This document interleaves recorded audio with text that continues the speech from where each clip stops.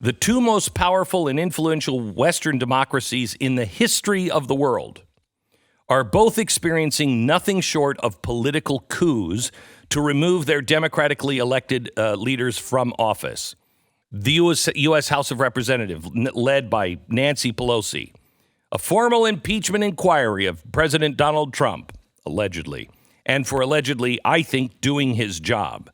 At the same time, we haven't been paying attention to what's happening in the UK. The Supreme Court has just ruled that Prime Minister Boris Johnson violated their constitution by suspending Parliament for 5 weeks, a move designed to force the Prime Minister to resign from office and to further the delay on Brexit.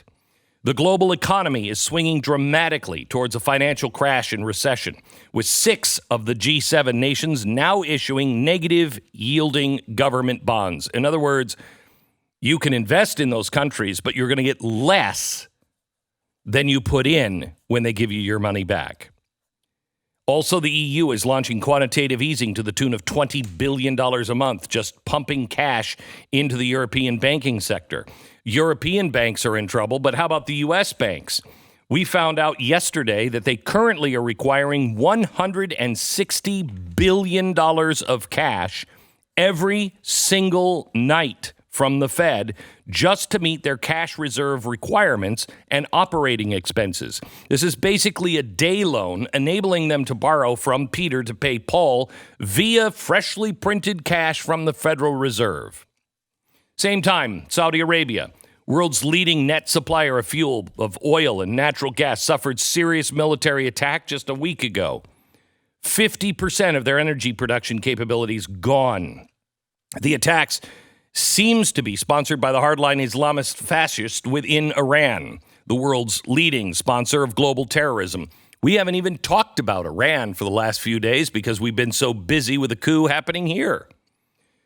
Global banks, representing more than $110 trillion in total cash and investment value, recently signed on the UN-backed initiative committing to the so-called environmentally responsible carbon-neutral investment policies, pledging not to provide any lending, banking, or investment services to companies that don't meet the new Green Deal type zero-emission standards.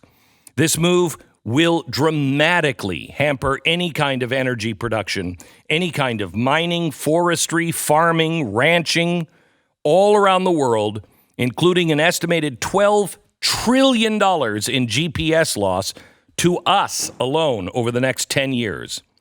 Google announced they're walking through the quantum computing door.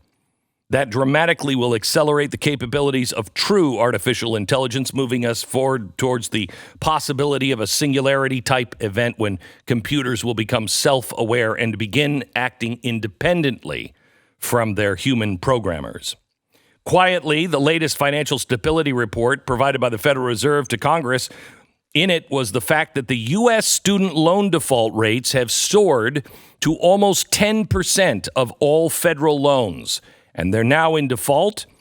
Over 27% of the loans are delinquent, meaning the least that 30 days late in making these payments. However, both of these numbers are higher and worse than they were in the Great Depression. I could go on. Bernie and Elizabeth Warren's wealth tax, Beto and Warren's gun confiscation, Yang's universal basic income, AOC's Green New Deal, the fact that 65% of all Democrats now embrace socialism. There is so much chaos in the world. There is so much flux. There are crisis situations. We're inundated with these things every single day. How are we expected to make through this? How are we supposed to make it? How are you supposed to deal with it?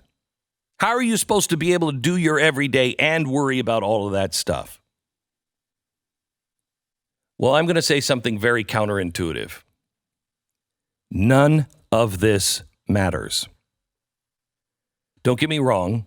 It does matter because truth matters, justice matters, right and wrong matters. But the chaos is not in control. The chaos is the noise. And the chaos only matters if we join in to the chaos and help create more chaos by us freaking out. What if I told you we know exactly how to deal with this? Because we have the model. We know exactly what to do. We know what to do as Americans. We know that Americans in the end are the ones that stand up and save the world. We know what to do as conservatives and libertarians. We know what to do as a Glenn Beck radio audience or a Blaze TV audience.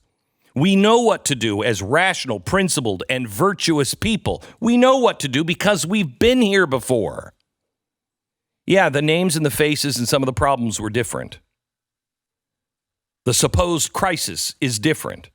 The alleged consequences might have been different. But the principles are the same. Our experience on Earth is one of a recurring theme of original principles versus contextual choices. Each of us either choose to live by the principles of nature, whether you believe the natural world was created by God or not. There are natural rules. The natural world exists, and we exist in it. The natural world, including mankind, is governed by laws that supersede our feelings, our hopes, our wishes, our fears.